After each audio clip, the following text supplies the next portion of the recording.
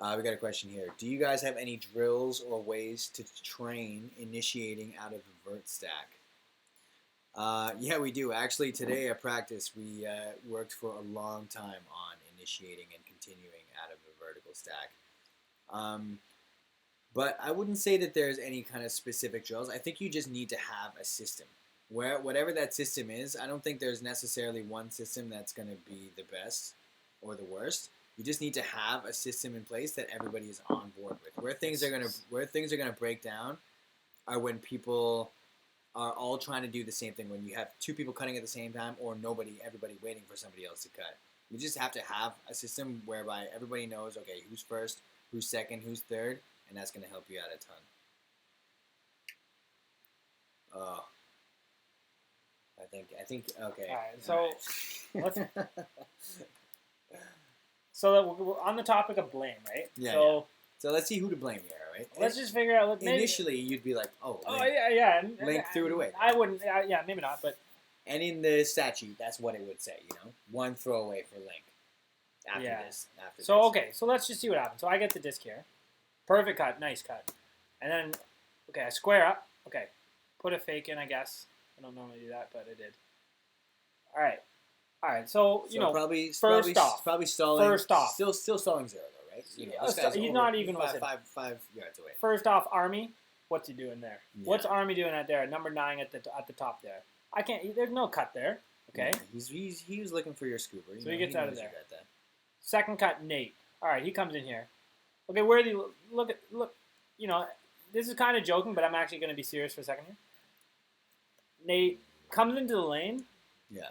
And then he goes into the most aggressive spot on the field, right into that break lane.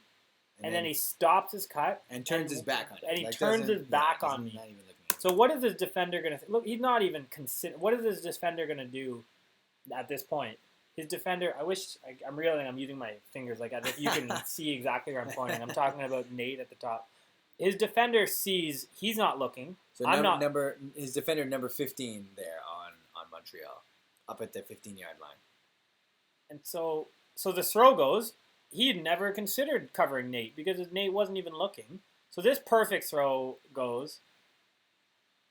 It's actually intended. This perfect throw. It's actually beautiful time. It's actually it's supposed to be caught about on the 20-yard line, but he went in. Well, no. Let's see. I have to go back for 1 second. At the 20-yard line, let's see how high in the air it is when it passes the 20-yard line. No, nobody's catching that at the 20-yard line. It's barely even above the photographer. Yeah, How tall do you think the photographer is? Yeah, but...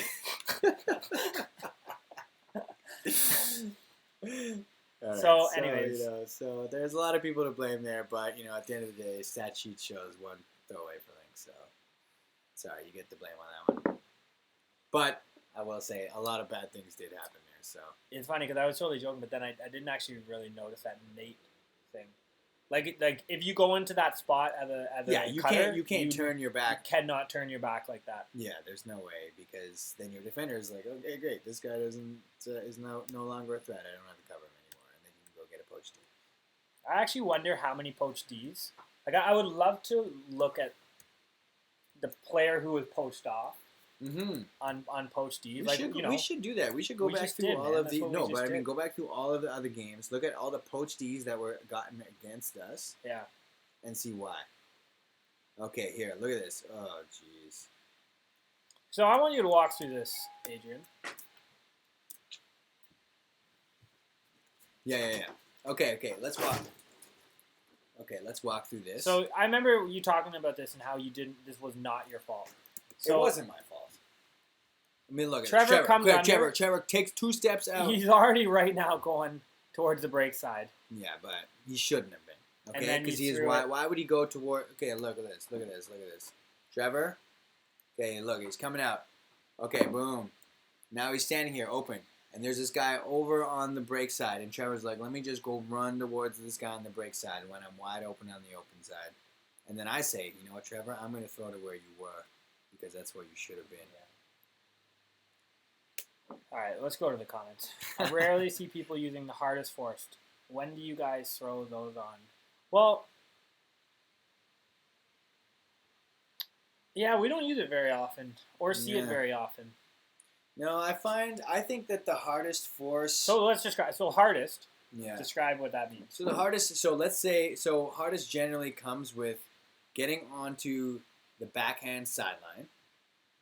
So, in this case, so if we have the disc, they're gonna try and get us onto the side of the field closest to the camera, right now, and then they're gonna put on a fully straight up mark on on whoever has the disc. Then the defender on the reset is going to flip around behind the handler instead of covering the upfield throw. Speaking of unforced errors, I was pissed about that. Let's watch Adrian just throw it to the other team. Oh, no. But I mean, yeah, if they're making unforced, maybe they'll just make another one. Exactly, I'm sure they will. Actually, no, I think they probably score this one. Anyways, brutal. Okay, anyways, hardest force. So yeah, they get it onto the backhand sideline. The mark goes straight up. Straight up. He's not letting out a huck, not letting out any sort of backhand throws. Okay, now the reset defender is going to flip around and be behind. So he's forcing the reset to go upfield. But the guy who's on the mark is now straight up. So he's not letting out their backhand. So now the only upfield throw to the reset is going to have to be a tight inside flick. And then everybody else on the field, all the other cutters, are underneath their guys. Okay, so they're all forcing them out. So this is going to be a tough, the only kind of out throw that's going to happen is an inside flick. So it's a kind of force that in theory probably would work pretty well. But I find, especially against us, and we have a lot of guys on our team who have really good inside throws, and I think a lot of teams are developing really good inside throws as well. So that force isn't as useful anymore. Maybe that's why it's kind of gone out of fashion. Oh, easy, so casual. We missed one a bit earlier that was definitely down. Yeah, that was called on. Yeah. We didn't go slow here. I went slow earlier, and it was definitely down. So I think it was Thompson who reeled it in. So maybe we can nominate him. Cheater of the week. Cheater of the week. There you go, Thompson McKnight. Cheater of the week. This has got to be an end of quarter situation. Yeah, that was. I think that might have been the end of the half. Are we not already done half? No. Got to start at the other. All these games are in two pieces. Let's start up piece number 2. Let me just see if that works in OBS. It is.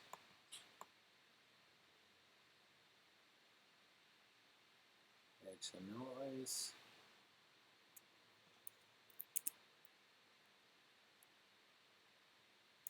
All right. There we go. Second half. Is it? No, this is the second half, is it? Yeah, we started on at the beginning of the game. You know what? Okay. I don't. So this is a situation here, and maybe this was our play, and maybe that's why this happened. But they came down here. They clearly threw a poach in the lane. Like, this is Montreal saying to us, "Please throw the disc to Cam," which is insane. Why would you ever? Oh, you're saying that? I was gonna say. No, I'm saying as a team facing the Toronto Rush, why would you ever say, "Please put the disc in Cam's hands"? They're saying. I hear that, but they're saying throw the disc to the open side. Right. And interestingly, they left Sachin up at the top.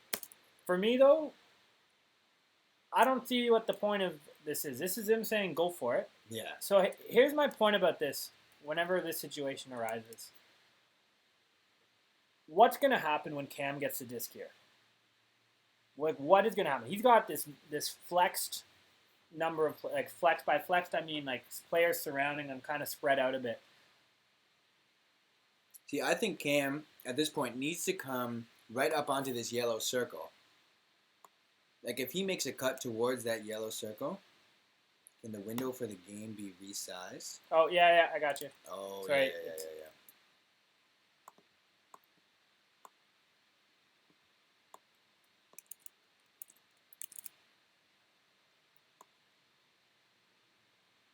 It's okay.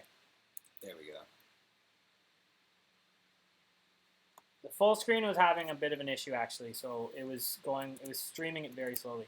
But so in my opinion, when Cam gets this disc, I don't know fully what happens, but I've almost guarantee that what's going to happen when Cam gets the disc is he's gonna look upfield, he's not gonna have anything, and he's gonna throw it to the dump for a loss of yards. Yeah, so I think to remedy that, like let's say Cam makes a cut up to that hash mark at the 50-yard line.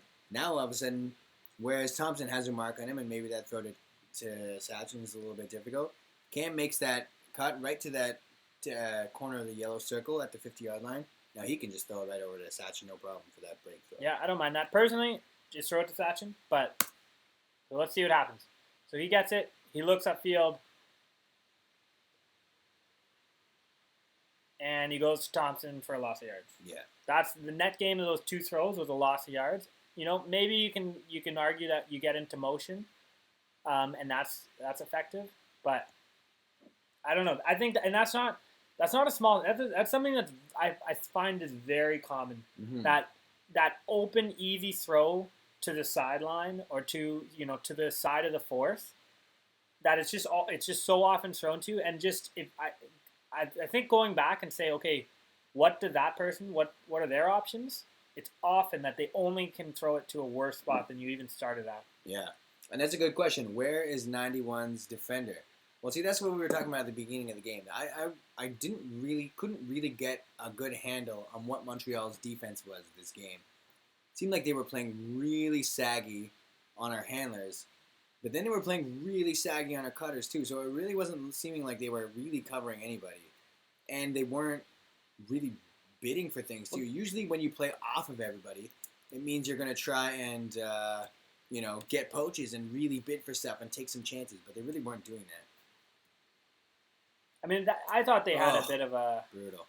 I was pretty pissed about that one. Let's watch this. So he gets the D, nice D. Sucks that he caught it, and then you just get up and you just hit him. What is that? I was upset. And then you're like, what happened? How do you call that? Yeah, I was upset. I don't know. And then I looked at the ref and I was like, I can't believe you called that. Well, okay, is that Antoine? Yeah, and then he was like, you hit me, and I was like, and then I thought about it for 1 second, and I was like, yeah, I did. Tony's probably watching right now. Do you want to apologize to him?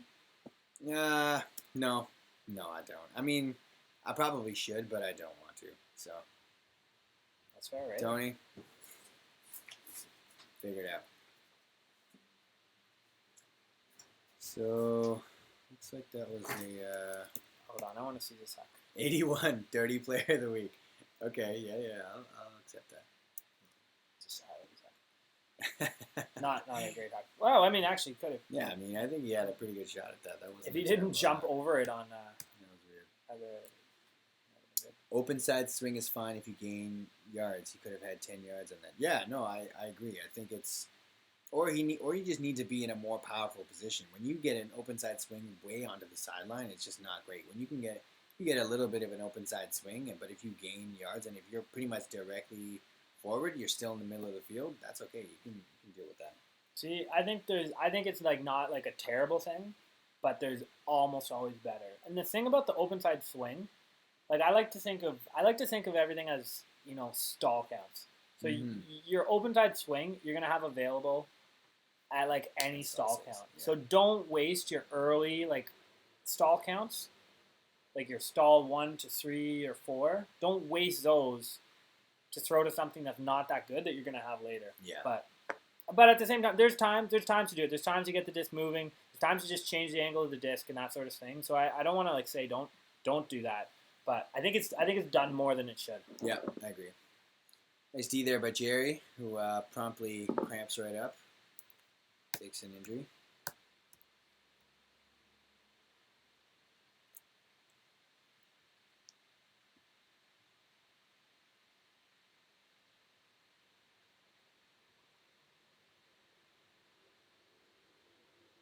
So this is good. This is what we're kind of looking for, east-west movement. So that one I really thought that Tony was going to get that D there. Said he fouled you. He should. Yeah, he was. I wouldn't have called that on if I were the ref after what you did. I remember this one. Jackie just hand blocked. Let's watch. Okay, we were intending to look at marks. Let's watch the mark out here on this hand block. That's pretty good. See, he's. So you know what I like about this, and maybe his hands are kind of in a bit of a weird spot, but it's all right. Look at how active his feet are. Yeah. Look at when Jackie makes a move. He's not leaning his arms or anything like that. He is using his feet. So look at that. He's just on his toes, Jackie goes like that. He leads with his toes. He leads with his feet. He takes a big step. Look at their lunges are identical right now. Yeah, and then there are times when you can see the thrower is really committed. You are gonna go. Players are not trying a lot of foot blocks. Are they just not effective? I think that they are trying them actually. I bet you, maybe you're right, but I bet you they're being thrown out more than they're being noticed. Yeah, I think they're just pretty difficult. Not a lot of people are throwing around their hips or even higher than that, and it's pretty tough to get a foot block. There's not a lot of people who are throwing low enough. But I guess the other thing about foot blocks is the point's not over when your person throws the frisbee. Yeah. So if you are going for a foot block and then someone throws it, they can just start running your foot. You're not ready. So that is kind of a factor for sure. I think you will see on big hucks. You will see people throwing their feet, trying to get in the way, just whatever they can do. But no, I guess they're not effective because the best marking is led with your feet, moving your body, not going for the disc. Yeah.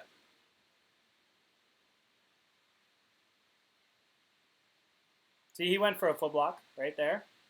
I think people are at the end doing them.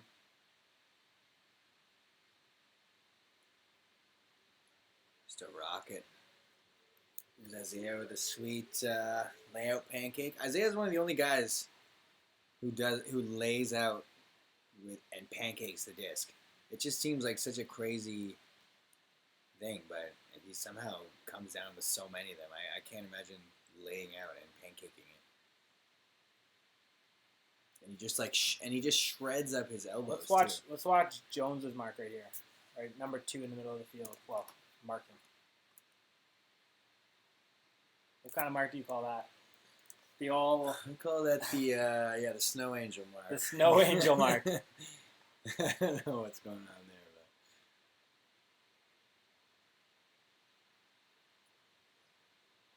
but here we go. See, that's a pretty soft foul call. I mean, snow angels never foul anyone. Oh, yeah, exactly. He's an angel.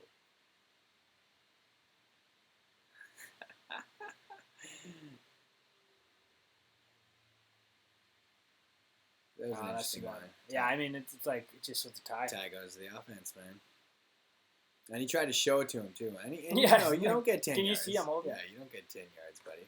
I don't know why you wouldn't get 10 yards there though. If he's gonna hold the disc, foul. Well, he was holding the disc for like a few seconds after. It's not a foul though. I think by the rules it is. You think so? Well, if it's not his disc, he can't hold it. He didn't actually take it from him. But if it's not, if it's a tie, it's the offensive disc. Offense is holding the disc. You're holding it. It's a foul. Yeah. I wonder. No, Mark was not in that game. Mark's he was brother graduated from high school, so him and his family were on a golfing trip. Yeah, it looked like just a family weekend together. Yeah. Pretty sweet throw. How do you get a better vertical for ultimate? So, you know what? Lots of ways. My favorite thing that I did for a while was using this program called the Vert Bible. Yeah, I did the Vert Bible. Yeah, it's really sweet. I'm hesitant to really push it because you really need to get a very strong core and base before you're gonna really go heavily into plyometrics and it's actually squats. a pretty difficult program, like physically intensive program. But there actually had different levels. So there are like beginner, medium, advanced. I don't know. I did the Verd Bible for years, and I would say I would credit doing the Verd Bible for when I joined Goat originally. Oh yeah. There's another turf scuba there by Montreal. Maybe time to put those back in the old holster.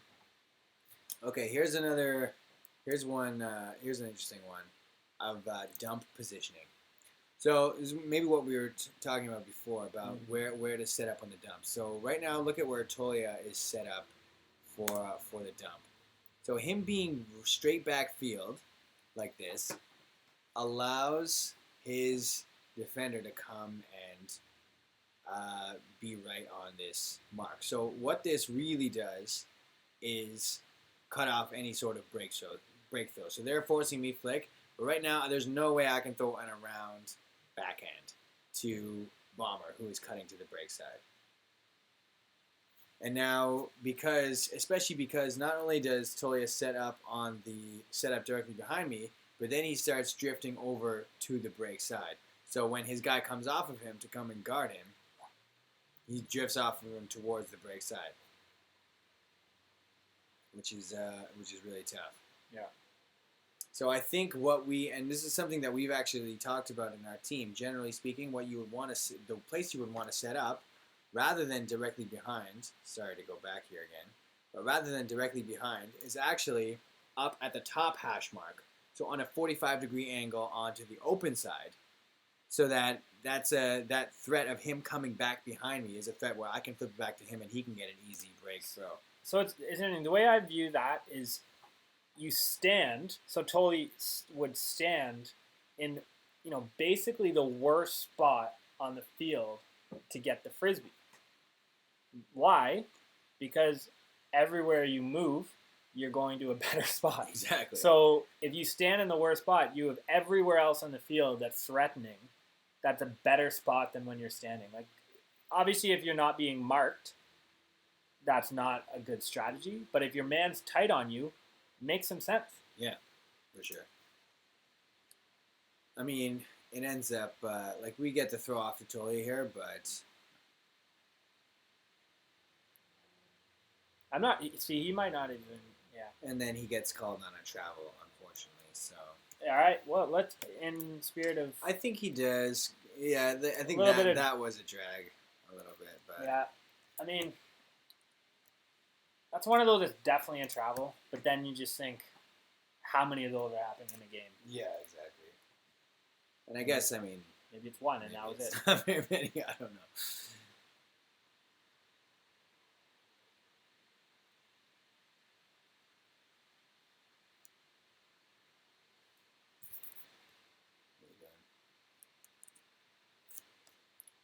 So there's another D for Jackie.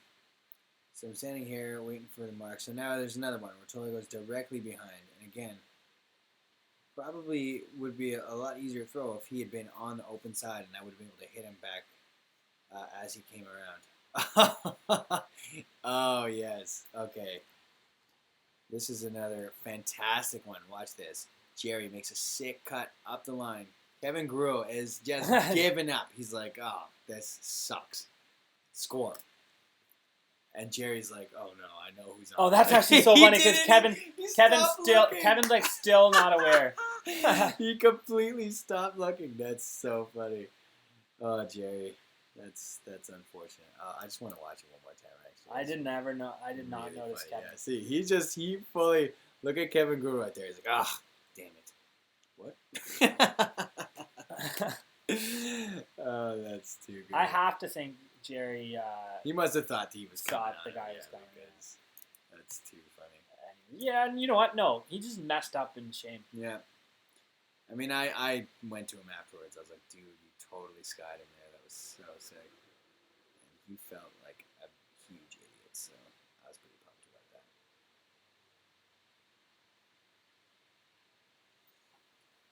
Whoa.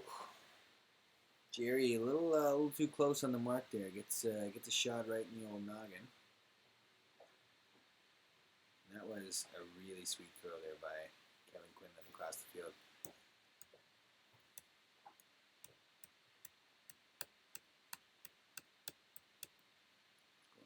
Peak data. Oh, peak data. That's the things that go around the field, right? Little tripods. Yeah. So peak data. I haven't seen the footage of it yet. But yeah, I've never seen them. basically, some players wear sensors. There's a bunch of iPhones positioned around the field, and the idea is when you run by the sensor, it'll kind of make like It'll footage it'll and activate. highlights. It'll So yeah, activate so the camera. you could so it's like it can make like immediate highlights for specific players. Yeah. Pretty cool Based idea. on that, yeah. So you can see at the very top of the screen right now, there's a little sensor. I haven't seen the footage of it. It's all in like very beta, I guess. But yeah. I wonder if it's cool. They just had a lot of that probably should have been caught. They had a lot of They've had so like many it's a chances. little bit off, and then that turns into a turnover. Yeah, I mean, thankfully for them, Thompson just Montreal says, you know what, you guys really should have scored. Who can pull the man bun off Rumi on the rush? Rumi could. Rumi could get a man bun going. Nobody else has long enough hair though. He was part of the man bun actually, yeah. That might have been a factor on why he was brought on at all. We don't have even one man bun on the team. Yeah, so yeah, I think it's really only Rumi. I think nobody else even has close to long enough hair. So yeah, Divey, you keep looking at the loss of yards, and I hear that for sure. But I would say look for the next pass too, because sometimes an 8-yard loss turns into a 15-yard gain. So let's look at what happens right afterwards. So obviously that was a loss, but a loss of necessity. And you know what? That's a good point. I think so if you are in the dump position and you do lose a fair number of yards when you get it, a really common and really good thing is to actually hit the person who threw it to you right back. Yeah. So you get it back, they make a cut, and you hit them right back. You just, reset the count. You got a little bit of momentum, and that's something that what's his name? Crazy Frank. That guy. What's that guy's name? Yeah, Frank something. Huguenard or something. Yeah, he was all about that. What did he call it? Like dribbling, or he had some word for it, but it was like the concept that if you the person their exact position on the field always when you receive a pass is the person who just threw it to you. So that's going to be the easiest person for you to throw it back to. But while we are doing it, because the other, that's not right at all. But so the other thing is, strong D will push them back. Yeah. So I think that might have been the case in this point. So you see here, these are some. So where are they on the 32-yard line? Far back. That's like a 15, 20-yard dump. That's another 10-yard dump for a layout. Like we got them. They were on the they were playing end zone, and now they're at half. Yeah. And that was another one that was down, and they called it down. So I don't really have much a point on that, but good D, I guess. You could probably just skip by this part here if you want. So you've played this game now for an hour, and you just have 3 brutal turnovers. Yeah. I don't know. What are your thoughts? Something to think about. Yeah. Yeah. How do you feel at the moment? How did you feel right then? I felt pretty wretched, but worse things have happened. Now, do you know were all 3 of your turnovers goals for the other team? No, 2 of them were on the same point. So okay, well, did it turn into a goal for the other team? Yeah, well, all 3 of them weren't goals. All 3 of your turnovers, the other team scored the point in the end. Well, see, it's 2 points. I get you, but yeah, so still up 1, right? Frank is a visionary. Don't take it. No, I'm not. I wasn't necessarily saying that was the best advice. I think Frank's got some good points. I think his message is dumb. Well, I just think he alienated a lot of people by why am I doing that? Sorry. The way that he went about teaching his things. But I'm sure he has a few good things to say about Goldthwait at least.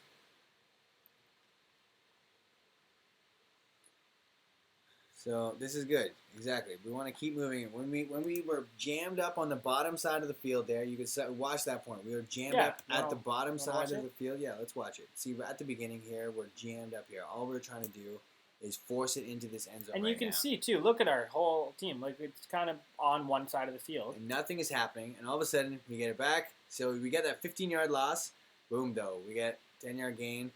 And then we get another 15-yard gain, 10-yard gain, and then we're in the end zone. So you got to take those losses sometimes, especially when you're getting it across to the other field.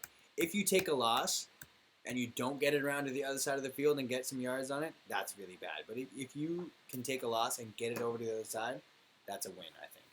Yeah, because I actually think some teams overvalue the up the line cut from a handler, where they're on the open side, on the sideline, and then they get an open side cut that's again on the line, on the sideline. Yeah. And, they're like, oh, we gained 10 yards. We got a nice up-the-line cut. That can sometimes lead into a huck. Yeah. And there's benefits for sure. But if they go back and swing it to the other side of the field, often that's way, way better. I think I also argue that if you do one a bunch of times, then the other's better. Yeah, for sure. So start of the fourth quarter here. We're up a lot. That's the score. Yeah, I don't remember what the actual final score of the game was, but it definitely was a lot to a little. Well, not a lot to a little, but we beat them pretty good. But again, I don't even know if we really beat them all that well. As I said, I think they shot themselves in the foot. They had so many unforced turnovers. What about Remy? Is he injured? I'm gonna go with yes. No, I thought he was. I think he got a new job, and I think he was training. Yeah, he also is like injured,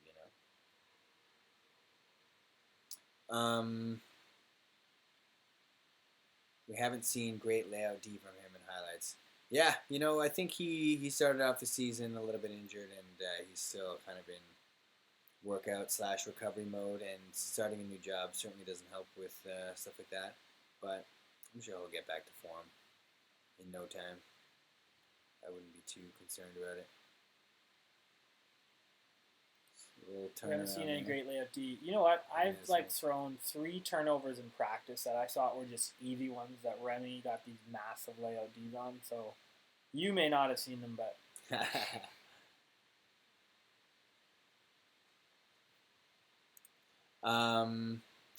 my critique isn't about gaining or not gaining yards, though I definitely framed it that way, but rather the angle you have to throw to continue. Yeah, I'd agree with that. Yeah, for sure. Like losing 12 yards directly backfield is definitely not that great. Much harder to throw that continue with an angle on a 10-yard loss. Yeah. I mean, but sometimes you need to throw it that far back in order to get around, right? Like, you got to make that triangle, and if you're not throwing it far enough backwards, then it's so easy for the defender to just get right over there and stop the next throw. But if you throw it far enough back, it's way hard for the defender to get there.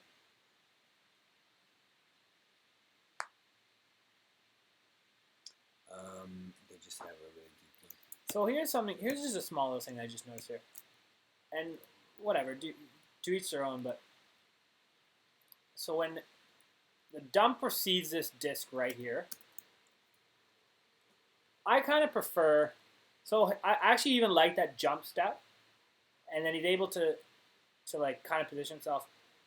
In my opinion, turn to the other side of the field and use your foot, you should be able to have footwork here that you catch this disc and you can get this disc to the other side of the field. And you've got a cutter in this situation. But what did he do here?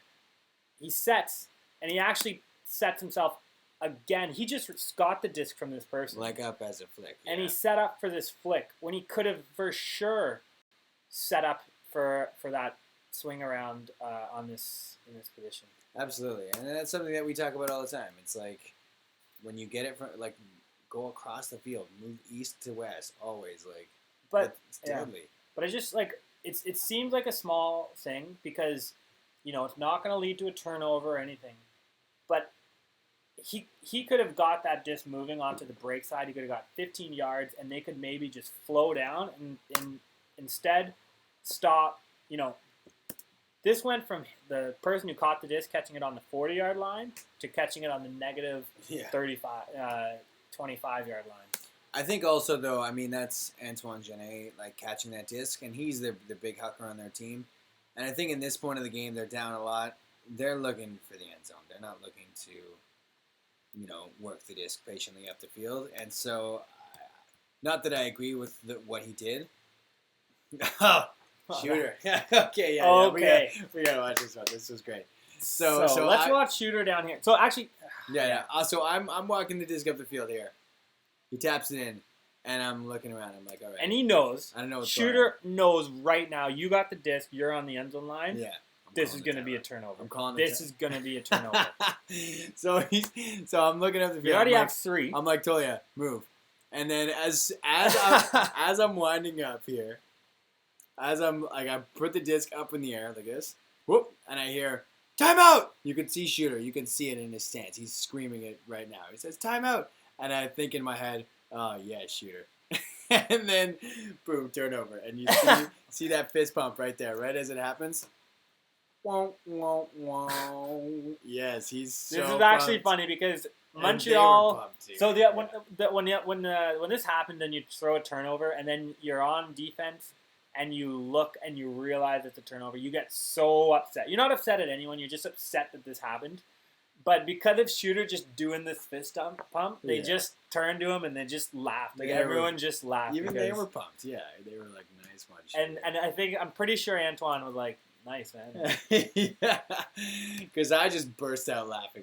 Right as I was throwing it, I burst out laughing, and then as Shooter starts fist pumping, and he was like, "Oh, god damn it!"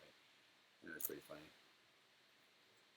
So we haven't been keeping a tally of it, but I would say that's about 6 or 7 already that Shooter's had. At least 1 a game. It's crazy.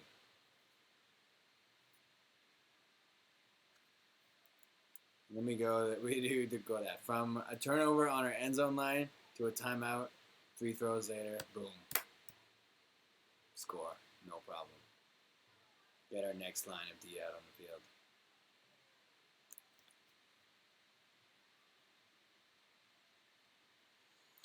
So let's see what happens here. So it looks like they're doing that kind of deep handler set again.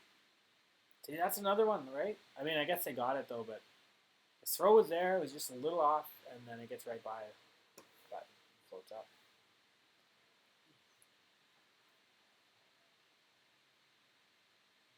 Oh. Out. Oh, brutal. Come on, he caught that out? Yeah. Let's see. Must have been right on the line. He was so in.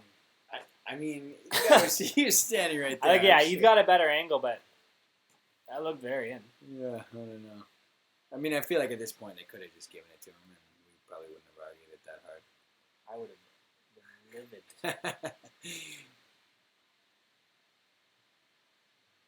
Yeah, blows. Oh my That's God. a D. Man, you feel so bad throwing anything to Martinez that ends up in a turnover. You're just like, that was my fault. Even if it wasn't, you're like, because he looks so mad when it happens that see, that's it. That's I think he was out already, but good try. That was a good move by Gord though, to stay looking at him and watching what he was doing, because that was literally his only option. And so, how many greatest have there been in the ADL this year? Actually, a surprisingly huge amount. So good job by Gord there. Good heads up play to keep watching that play as it was coming.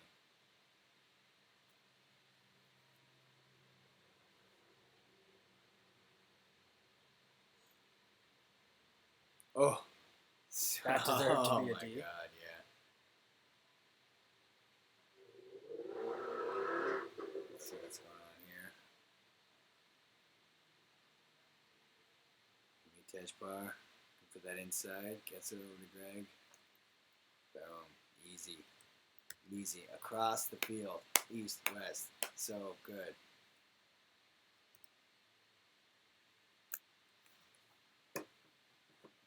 have they been doing Oh, Link got a D point in flood here. stack? Oh yeah, so I guess we're gonna score this one. You know that we're up a lot if I'm getting a D point. Yeah, that's true.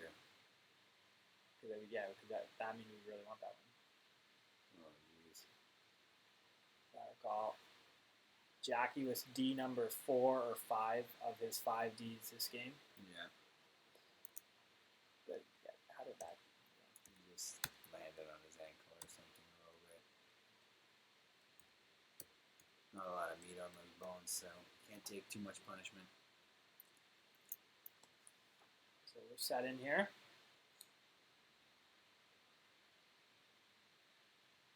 I didn't lose too many yards there, right? You happy with that? Not too bad.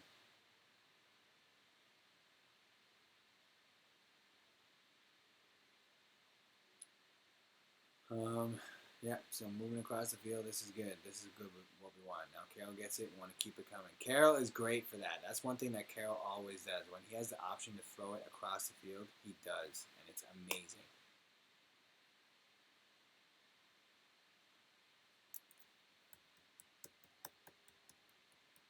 Easy score there. How many throws do you throw in a non-game day?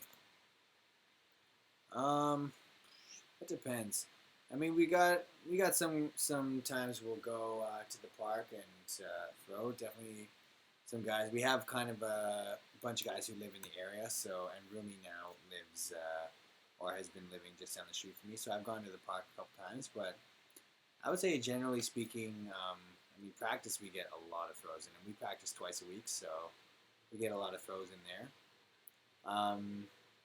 But at this point of the season, not doing a whole bunch more ultimate than games and practices twice a week. Definitely threw more in the past, more frequently. As I was really developing different throws and stuff like that. Good angle on that upline cut for the goal. Thanks. Yeah, I thought so too, but it's good to hear someone else say it. So appreciate that. Oh, Link. So what you can't see here is that Cam was wide open in the back. Was like his guy was not marked, but with the wind, I just could not get that flick out safely. Yeah.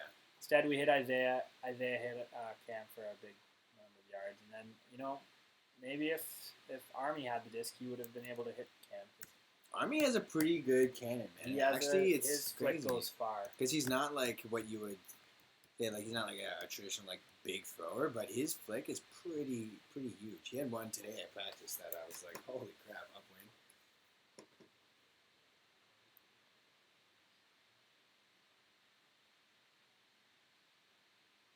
Jackie, just hunting. I remember that one too. I was getting pretty pumped for the Trevor versus whoever that was that he was against battle. Trevor versus Quinlan or whoever. And then Jackie just came and stole it. I think that was D number 5. Yeah, I think so too. In the last game Quinlan played, he was plus 19. Yeah, 10 assists, 9 goals. 9 goals. 2 turnovers, 2 Ds. That is crazy. In this game, I think he was minus 4. Yeah.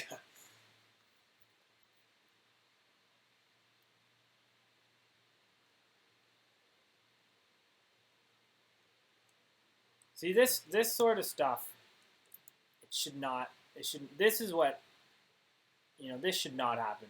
Feed open side, and then just didn't even look at the defense on Bomber's guy. From the back of the stack there. Right at the back of the stack. Bomber just runs by, and he doesn't even His guy had no interest in it. That didn't even follow him. I guess that's got to just be just tiredness and fatigue. Yeah. But still, I mean, come on. When you see that, you think, why use the brakes at all? Another first pass turf. Brutal. They had so many of those.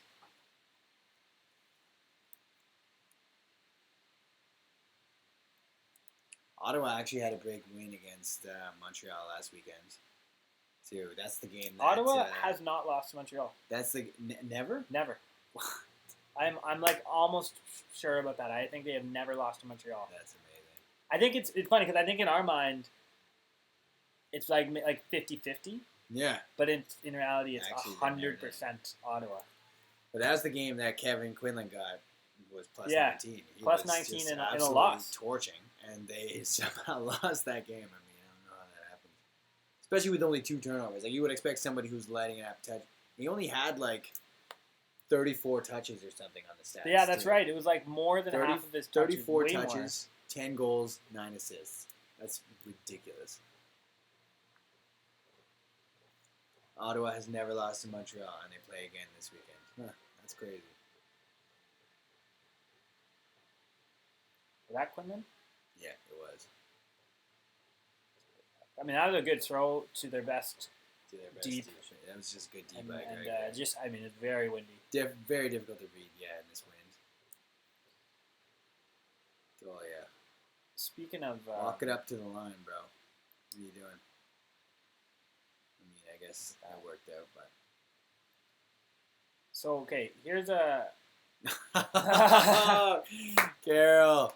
Okay, watch this. Carol, here's, I hope Carol watches this. Here's what you don't do in this situation. So your guy, you realize that he was just standing there the whole time, and you just threw it to him. Yeah. It's like it's like it was so funny. Like, it was so funny to us because, like, you can't see, but everyone on our sideline, yeah, we were loving it. It was laughing so hard at that. I know it was just a small little thing you throw into the poach or whatever, but not even a poach. Really, his own. Yeah, it was not a poach. That was the guy. You just threw it's like you just threw right to the defender that's gobbling him. But super weird. We got a lot of enjoyment out of that. So this past weekend, we were getting ready to play New York after losing to Washington the day before. And what happened here? He just... How did this happen? Like, what? I want to see what... So this is a classic end zone line. End zone line, you're ahead of everyone else, and you got to go. What happened here that... So the first guy... Like, Army is just fast, man. I think he's just fast, eh? He's just really fast. Because I actually don't mind that flip across. Or whatever. No. Like, it was obviously tight and shouldn't have gone there, but nothing special there. But so we were in the locker room, and we're playing some Connect 4 against... Oh, hold on a second. This is... I think this, if I remember correctly... Okay, we got to watch this right here. So, Army with the point. Boom! All right, so... Well, yeah, if you watched the last stream... So, Army had one of the worst kick spikes of all time in one... I think it was two games ago that we did. And I ripped on him pretty good. And he was watching it afterwards, and he was like, Adrian, I can't believe you ripped me for that kick spike. It wasn't that bad. I didn't want to kick the disc that hard. I didn't want to get a unsportsmanlike. And I was like, shut up, Army. That was the worst kick spike I've ever seen. So then this one, he's like, okay, and he catches it, looks back, points at me, he goes, Adrian, this one's for you. Boom!